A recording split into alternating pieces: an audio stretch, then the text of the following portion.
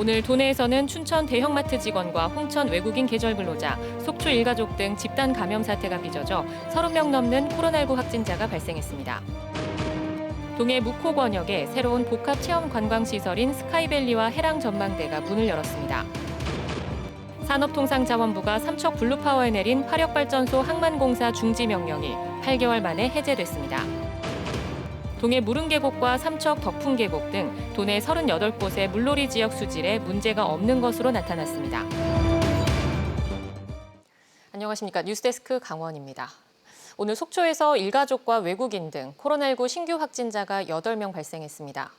40대 부모와 10대 자녀 2명이 캠핑을 가서 인천 연수구 확진자와 접촉해 확진됐고 캠핑장을 방문한 또 다른 한 명도 양성 판정을 받았습니다. 속초시는 확진자가 다니는 초등학교의 학생과 교직원에 대해 전수검사를 진행하고 있습니다.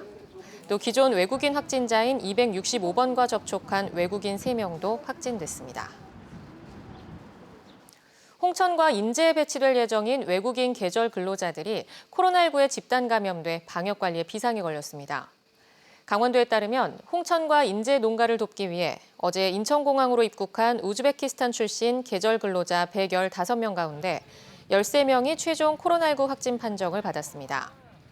강원도는 이들이 공항에서 곧바로 홍천의 대형 숙박시설로 이동해 외부 전파 감염은 없지만 같은 버스를 탔던 군청 직원들은 코로나19 검사 후 자가격리 조치했다고 밝혔습니다.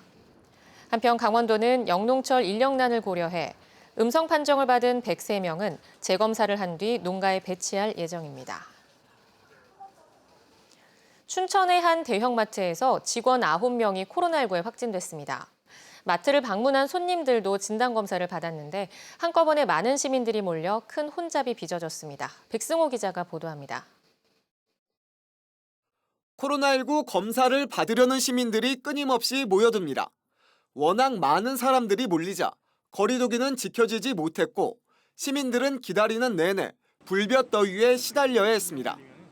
얼마나 기다리셨어요, 여기 오신? 한 2시간? 네. 2시간 기다렸는데. 아, 2시간이요? 네. 문자 받자마자 와서 네. 오신 거세요? 네. 다른 선별 진료소도 마찬가지.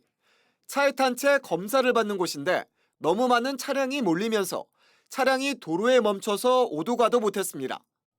일대 교통이 마비되자 화천으로 원정 검사를 받으러 간 춘천 시민들도 적지 않았습니다. 지금 뭐 줄이 끝도 안 보여요. 호반도 그러고 저기 저 봄내체육관 쪽도 그러고 보건소도 그러고 너무 많아서 이쪽 화천에 연락했더니 검사 된다 그래서 이제 온 거죠. 이렇게 큰 혼잡이 빚어진 건 춘천시 온이동 롯데마트 집단 감염 때문입니다. 대형마트 매장 입구입니다. 이렇게 문이 닫혔고 이틀째 영업을 하지 않고 있습니다. 어제와 오늘 롯데마트에서 일하는 직원 9명이 코로나19 확진 판정을 받았습니다. 보건소 조사 결과 일부는 발열 등의 증상이 있는 상태에서 일한 것으로 확인됐습니다. 춘천시는 지난 월요일부터 어제까지 해당 마트를 찾은 시민들에게 코로나19 검사를 받도록 문자를 보냈습니다. 롯데마트 하루 이용객은 4,200명 정도, 어림잡아 16,000여 명이 검사 대상자입니다. 코로나19 발생 이후 이렇게 많은 시민들에게 검사를 안내한 건 이번이 처음입니다. 그럼 이게 마트 측의 관리 책임도 물을 수 있지 않나요?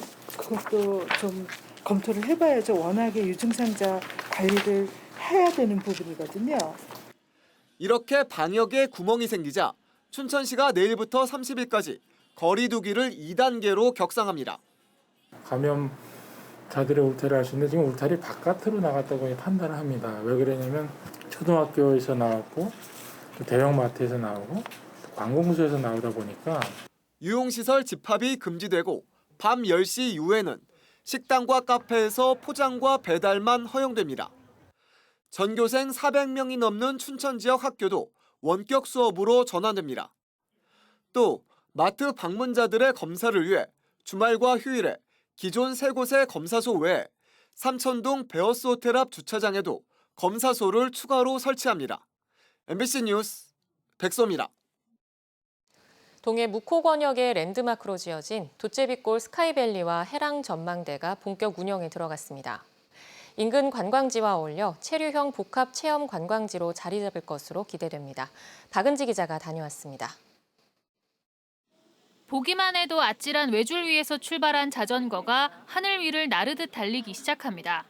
길지 않은 코스지만 반대편으로 갔다가 돌아오는 동안 아슬아슬한 스릴을 즐길 수 있고 아름다운 풍광을 보는 것은 덤입니다. 이게 줄이 막 흔들리잖아요. 그러니까 이제 무섭고 그러는데 올 적에는 그냥 앞만 보고 오니까 괜찮았어요. 원통 미끄럼틀을 타고 순식간에 30m 아래로 떨어지는 자이언트 슬라이드도 짜릿함을 선사합니다. 짧은 순간이지만 목적지에 도착한 이용객들은 동심으로 돌아간 듯 즐거운 표정입니다. 스릴이 있으면서요. 이제 처음 타는데요. 이제 또 재밌고 이제 다른 사람들도 와서 타면 재밌을 것 같다 생각이 들었습니다. 동해 묵호등대 인근에 새로운 랜드마크로 지어진 도제비골 스카이밸리가 문을 열었습니다. 해발 높이 59m에 지어진 입구부터 탁 트인 동해바다의 아름다움에 감탄하고 하늘 산책로로 한 발 더 나가면 손에 잡힐 듯 가까워진 풍광을 추억으로 담아가는 손길이 바쁩니다. 바다에 가까운 아래쪽에는 도깨비 방망이 모양을 형상화한 길이 85m의 해랑 전망대도 문을 열었습니다. 전망대에 올라서면 시원한 바닷바람을 쐬며 투명한 물속까지 볼 수 있습니다. 묵호등대와 묵호왕, 농골담길까지 주변 관광지를 함께 즐길 수 있습니다. 동해시는 2017년부터 80억 원을 투입한 새로운 랜드마크의 개장으로 묵호권역의 관광이 한 단계 도약할 것으로 기대하고 있습니다. 도제비골 스카이밸리와 해랑 전망대는 우리 시 5대 관광 특화 사업 중 하나로 묵호항과 함께 감성과 체험이 묻어나는 관광지로 각광받을 것으로 기대됩니다. 해랑 전망대는 관람료가 없고 스카이밸리는 입장료를 내야 하는데 개장 기념으로 체험시설을 묶음 구매하면 요금을 할인해주는 행사가 진행 중입니다. 체험 관광시설의 확충에 힘입어 동해시에서 머무는 시간이 늘어나고 새로운 관광객이 찾아올 것이 기대됩니다. MBC 뉴스 박은지입니다. 목숨을 걸고 단종 시신을 수습하고 장례까지 치러 충절의 상징으로 추앙받는 충이공 엄흥도 기념관이 지난 밤사이 불에 타 모두 소실됐습니다. 영월 주민들은 충이공에 대한 보다 높은 관심과 적극적인 지원이 필요하다는 목소리를 높이고 있습니다. 황구선 기자입니다. 남자들이 강에서 시신을 건져냅니다. 숙부 세조에게 죽임을 당하고 동강에 버려진 비운의 왕 단종입니다.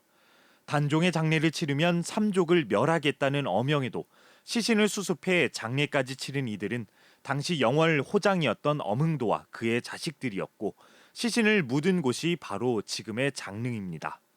지난 1999년 충이공 엄흥도의 공을 기리기 위해 세워진 기념관이 오늘 새벽 불에 타 사라졌습니다.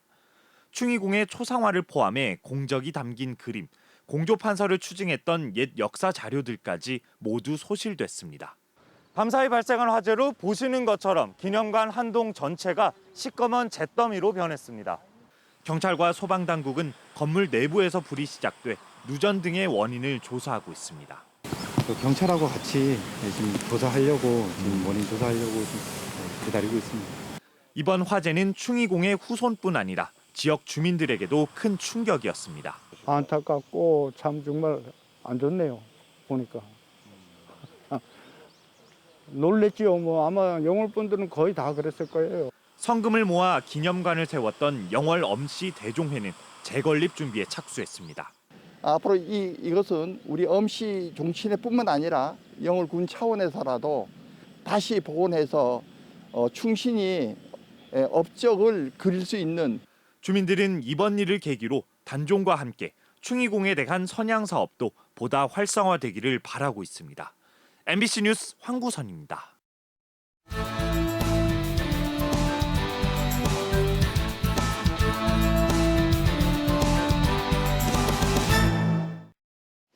산업통상자원부가 삼척 블루파워에 내린 화력발전소 항만공사 중지 명령이 8개월 만에 해제됐습니다.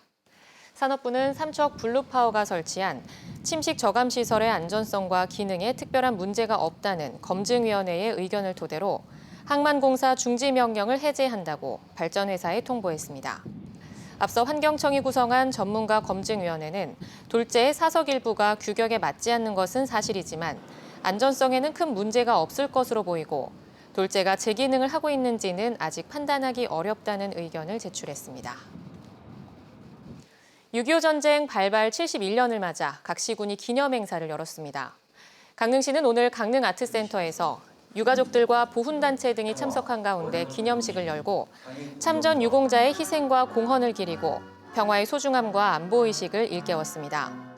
또 호국보훈의식을 높인 유공자에 대한 표창도 실시됐는데 민간인 학살의 아픈 역사를 다룬 다큐멘터리 숨을 제작해 방영한 MBC 강원 영동 김인성 기자가 서울지방보훈청장상을 수상했습니다. 제75회 전국 육상경기 선수권대회가 오늘 정선 종합경기장에서 개막했습니다. 오는 28일까지 나흘간 열리는 이번 대회에는 고등학교 이상 남녀 선수 2천여 명이 23개 종목에서 경기를 벌이며 국가대표 선발전을 겸하고 있습니다.